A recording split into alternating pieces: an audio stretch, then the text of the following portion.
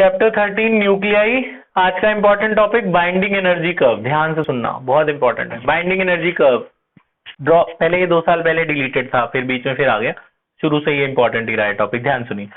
What is binding energy curve? It is a graph between binding energy per nucleon, binding energy per nucleon versus mass number. Binding energy per nucleon और mass number का graph को binding energy curve बोलते हैं। अब जो लोग absent थे, binding energy क्या होता है? न्यूक्लियस के अंदर प्रोटॉन और न्यूट्रॉन पाए जाते हैं, पॉजिटिव चार्ज पार्टिकल और न्यूट्रल चार्ज पार्टिकल, बहुत सारे प्रोटॉन और न्यूट्रॉन्स पाए जाते हैं। न्यूक्लियस उन्हें बाइंड करके रखता है अपने अंदर, स्टेबल न्यूक्लियाई के अंदर। तो कितनी एनर्जी न्यूक्लियस लगाता है उनको बाइंड करने में, उसे बाइंडिंग एनर्जी कर्व कहते हैं, है ना? उसे बाइंडिंग एनर्जी कहते हैं। Binding energy is the energy required by the nucleus to bind all the nucleons together inside the tiny nucleus। छोटे से न्यूक्लियस में सारे एनर्जी से इलेक्ट्रॉन को बाइंड करके रखना, तो उसे हम लोग बाइंडिंग एनर्जी कहते हैं। तो binding energy per nucleon mass number के साथ ग्राफ है सारे एलिमेंट्स का, पीरियोडिक टेबल के मेन एलिमेंट्स जो इन्होंने बताए हैं। अब देखिए आप, इससे पता क्या चलता है? जिसकी बाइंडिंग एनर्जी पर न्यूक्लियन ज्यादा होगा वो ज्यादा स्टेबल होगा। बाइंडिंग एनर्जी से स्टेबिलिटी पता चलती है। बाइंडिंग एनर्जी पर न्यूक्लियन, हर न्यूक्लियन मतलब हर प्रोटॉन हर न्यूट्रॉन का जो बाइंडिंग एनर्जी होगा उससे उसकी स्टेबिलिटी पता चलती है। जिसकी बाइंडिंग एनर्जी ज्यादा उसकी स्टेबिलिटी ज्यादा। तो आपने क्या बताना है पेपर में? आपने पेपर में 4 पॉइंट्स में समझा देना, 4-5 पॉइंट्स में। पहला पॉइंट, तो ये ग्राफ है binding energy versus mass number का। ग्राफ देखो आप बोलोगे जो स्मॉलर न्यूक्लियाई हैं, जैसे हाइड्रोजन और उसके आइसोटोप्स, उनकी बाइंडिंग एनर्जी कम होती है। ये हाइड्रोजन का दूसरा आइसोटोप है ड्यूट्रॉन, और ये तीसरा है ट्राइटियम। उससे भी नीचे हाइड्रोजन होता है, इन्होंने हाइड्रोजन नहीं दिखाया। तो सबसे स्मॉलेस्ट, सबसे कम बाइंडिंग एनर्जी किसकी होती है? हाइड्रोजन और उसके आइसोटोप्स की, यानी कि ये सबसे कम स्टेबल होता है। उसके बाद binding energy attains a sharp peak. Sharp peak मतलब सबसे, इसके बाद बाइंडिंग एनर्जी देखो हीलियम के लिए सबसे ज्यादा बढ़ गया, क्योंकि हीलियम नोबल गैस है, वो जल्दी किसी से रिएक्ट ही नहीं करेगा, तो वो स्टेबल होता है। तो binding energy attains a sharp peak for helium, carbon and oxygen 16। Sharp देखो, ये शार्प पीक देख रहे हो, ये ऊपर ऊपर जा रहा है ना, ऊपर ऊपर कहां जा रहा है? हीलियम पे, कार्बन पे और ऑक्सीजन पे। तो मैक्सिमा अटेन करता है इन पे, और मिनिमा पे, लोअर पीक अटेन करता है लिथियम पे, नाइट्रोजन पे और ऑक्सीजन पे, यानी ये कम स्टेबल है। तो ये ज्यादा स्टेबल है और ये कम स्टेबल है, और सबसे कम स्टेबल तो हाइड्रोजन है, उसके आइसोटोप है, माने जल्दी रिएक्ट कर जाते हैं। ठीक है, तो पहला पॉइंट क्या बताएंगे आप? कि हाइड्रोजन और उसके आइसोटोप्स का सबसे कम बाइंडिंग एनर्जी होता है, तो वो कम स्टेबल है। उसके बाद दूसरा पॉइंट बताएंगे, मैक्सिमा किस पे आता है? मैक्सिमा आता है हीलियम पे, कार्बन पर और ऑक्सीजन पे। ऑक्सीजन के 2 आइसोटोप्स होते हैं, एक 16 वाला एटॉमिक नंबर, एक 18 वाला।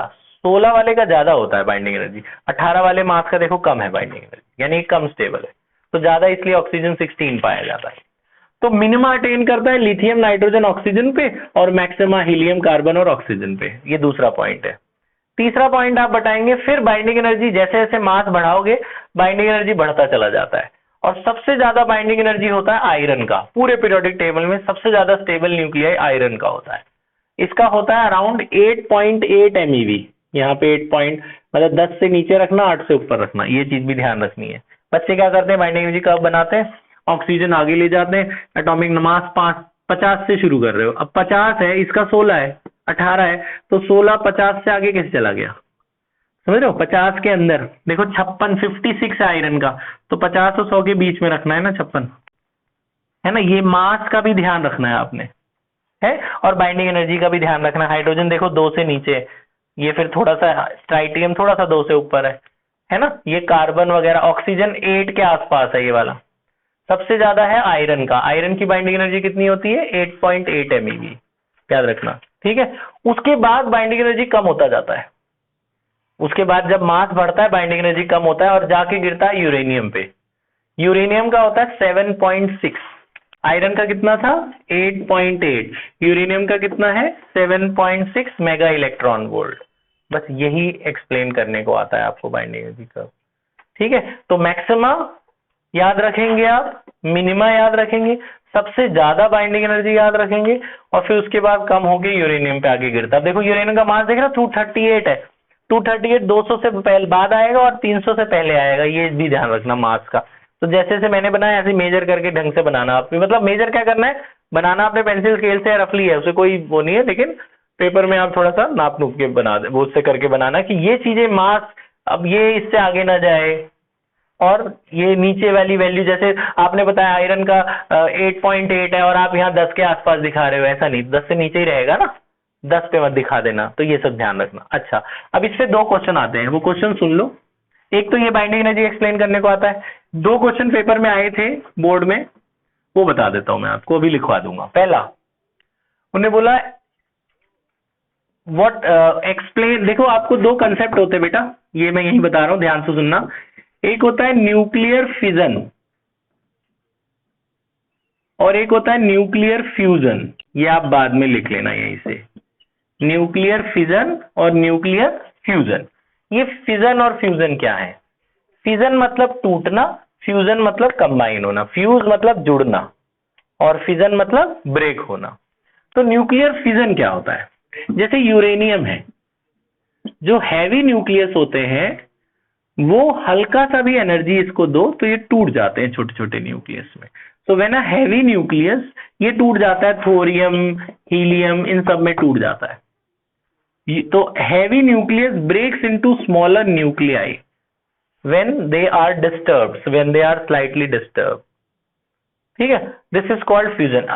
फिजन, फिजन में बहुत ज्यादा एनर्जी रिलीज होती है, इस एनर्जी को इस्तेमाल किया जाता है न्यूक्लियर रिएक्टर में। न्यूक्लियर रिएक्टर आपने सुना होगा, न्यूक्लियर रिएक्टर में यूरेनियम का यूज करते हैं, उसको बस खाली हीट नहीं करते, ब्लास्ट हो जाता है हीट करने पे, बस हल्का सा न्यूट्रॉन मारते हैं और ये डिस्टर्ब होकर टूट जाता है, न्यूट्रॉन स्ट्राइक कराते हैं, टूट जाता है, हीट ही करना होता है, और टूटते ही इसमें से बहुत ज्यादा एनर्जी निकलती है, उस एनर्जी को इस्तेमाल करते हैं इलेक्ट्रिसिटी बनाने में। अच्छा, तो पेपर में क्या आया था? पेपर में आया था जी कि न्यूक्लियर फिजन को बाइंडिंग एनर्जी से समझाइए, बाइंडिंग एनर्जी कंसेप्ट से एक्सप्लेन न्यूक्लियर फिजन, कि why there is nuclear fission, क्यों, क्या जरूरत पड़ी इसको टूटने की। तो आप बोलोगे कि uranium has lesser binding energy than its previous element. इनके जो ऊपर वाले हैं, इसके जो पहले वाला मास है जिससे कम है मास, उसकी बाइंडिंग एनर्जी इससे ज्यादा है, इसकी कम हो गई ना बाइंडिंग एनर्जी, क्यों का इसकी कम हो गई, तो जिसकी बाइंडिंग एनर्जी कम उसकी स्टेबिलिटी कम, binding energy is directly proportional to the stability of the compound. तो ये अनस्टेबल न्यूक्लियस होता है, तो ये चाहेगा ना कि मैं स्टेबल हो जाऊं, तो ये टूट के छोटे छोटे न्यूक्लियस बना लेता है ताकि वो स्टेबल हो जाए, यही समझाएंगे आप। तो जो इनकी बाइंडिंग एनर्जी होगी ना यूरेनियम से ज्यादा होगी, जब ये टूटेगा तो अपने पुराने वाले, ये पीछे वाले एलिमेंट्स ही तो बनेंगे इससे टूट के, तो उनकी बाइंडिंग एनर्जी इससे ज्यादा नहीं यूरेनियम से, तो इसलिए फिजन होता है। ठीक है, फिजन क्यों होता है? To attain stable nuclei, to attain max greater binding energy value than the uranium. तो हैवी न्यूक्लियस टूटते इसलिए हैं ताकि उनकी न्यूक्लियस जो बने उनका बाइंडिंग एनर्जी बढ़ जाए, उनकी स्टेबिलिटी बढ़ जाए। अच्छा जी, ये तो हो गया फिजन। अब आ जाते हैं फ्यूजन। फ्यूजन क्या होता है? फ्यूजन मतलब जब छोटे छोटे न्यूक्लियाई कंबाइन होकर बड़ा न्यूक्लियस बनाते हैं उसे फ्यूजन कहते हैं। एग्जाम्पल मैं ये लिखवा दूंगा, आप लाइनें छोड़ना। हाइड्रोजन का एक आइसोटोप मैंने आपको बताया ड्यूट्रॉन, हाइड्रोजन का ड्यूट्रॉन, देखो सबसे कम नहीं है इसकी बाइंडिंग एनर्जी, तो ये भी तो चाहेगा बढ़ जाए, तो ये क्या करेगा, अपने पड़ोस वाले ड्यूट्रॉन के पास जाएगा और फ्यूज हो जाएगा। फ्यूज होके देखो क्या बनाया, 1 + 1 2, 2 + 2 4, हाइड्रोजन फ्यूज होके हीलियम बनाते हैं। आप देख रहे हो हीलियम की बाइंडिंग एनर्जी कितनी है, हाइड्रोजन की कितनी है, तो इसने अपनी बाइंडिंग एनर्जी बढ़ा ली, दूसरे हाइड्रोजन के साथ जुड़ गया, उसकी बाइंडिंग एनर्जी बढ़ गई तो क्या हो गया, ज्यादा स्टेबल हो गया, इसीलिए फ्यूजन होता है। फ्यूजन आप पेपर में समझाएंगे कि what is the cause of fusion, to attain greater binding energy, to attain stable nuclei the smaller elements combine, fuse to attain a maximum binding energy value। ठीक है, छोटे छोटे न्यूक्लियस के लिए कंबाइन होते ताकि उनकी बाइंडिंग एनर्जी बढ़ जाए, सिंपल, और वो स्टेबल हो जाए। ये सन के अंदर होता है, सन के अंदर बहुत सारा ड्यूट्रॉन भरा पड़ा है, गैस, सन के अंदर क्या है, बहुत सारी ड्यूट्रॉन है, वो ड्यूट्रॉन कंबाइन होते हैं और हीलियम बनाते हैं, और ये जब कंबाइन होते हैं तो भी बहुत सारी एनर्जी निकलती है, जो हमें सन की एनर्जी मिलती है वो हाइड्रोजन के हीलियम बनने से मिलती है। जिस दिन सन का सारा हाइड्रोजन खत्म होके हीलियम बन जाएगा, सन खत्म हो जाएगा, it will be a dead star. तो जब सन खत्म हो जाएगा तो फिर धीरे धीरे यूनिवर्स भी खत्म हो जाएगा। बहुत टाइम है, 4500 बिलियन ईयर्स है, मतलब इतनी गैस है उनके पास। बात समझ में आई? ठीक है, तो ये है जी फिजन। फिजन समझ में आया? हैवी न्यूक्लियस जब छोटे छोटे न्यूक्लियस में बनता है तो उसे फिजन कहते हैं, और स्मॉलर स्मॉलर न्यूक्लियाई जब एक बड़ा न्यूक्लियस बनता है तो उसे क्या कहते हैं? फ्यूजन कहते हैं। अब एक क्वेश्चन आता है, वो भी मैं इसी रिकॉर्डिंग में बता देता हूं। इनमें जो ये एनर्जी निकल रही है, कितनी निकल रही है एनर्जी? तो उस एनर्जी को कहते हैं बच्चों, ये ग्राफ में इतना है, ठीक है, ये अलग टॉपिक है, ग्राफ से नहीं है रिलेटेड, तो आप ये बाद में लिख लें। उसे कहते हैं क्यू वैल्यू, ये अलग से लिख लेना आप लोग, ग्राफ के अंदर का पोर्शन, ये ग्राफ तो इतना ही था यहां तक। फिर ये बोलते हैं कि भैया ये क्यू वैल्यू निकालो। तो what is Q value? Q value is the energy released by nuclear fission and nuclear fusion. ये हमारे चैप्टर का एक तरह से सेकंड लास्ट टॉपिक चल रहा है, इसके बाद एक टॉपिक और है फिर खत्म।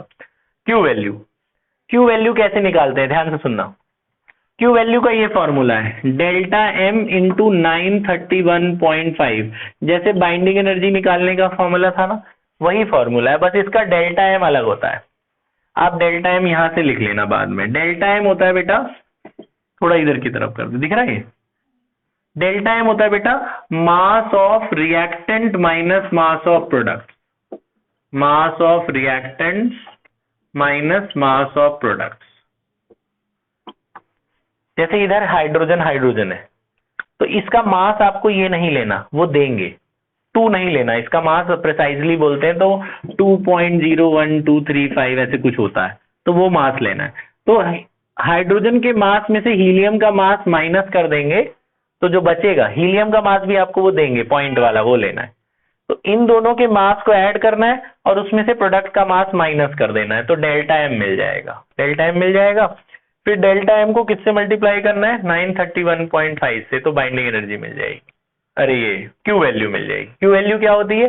कितनी एनर्जी रिलीज होती है, इसे क्यू वैल्यू भी कहते हैं। अगर ये बाद में लिख लेना आप, मैं जो बोल रहा हूं, अगर किसी का क्यू वैल्यू नेगेटिव आ रहा है, इसका मतलब है the reaction is not possible, it is a infeasible reaction, it is not feasible reaction. अगर किसी का क्यू वैल्यू नेगेटिव आता है, इसका मतलब वो तुम्हें खुद देखते, अगर डेल्टा एम नेगेटिव आ गया तो क्यू वैल्यू भी नेगेटिव आएगी। क्यू वैल्यू नेगेटिव आ गई तो आप बोलना कि ये रिएक्शन होगी ही नहीं। बात समझ में आई? तो यहाँ मैं आप एक दो लाइनें छोड़ देना, मैं लिखवाऊंगा, यहाँ तक आप सारा कुछ बना के यहाँ तक लिख लो, फिर इस क्यू वैल्यू पे न्यूमेरिकल करते हैं। पॉज कर दे बेटा।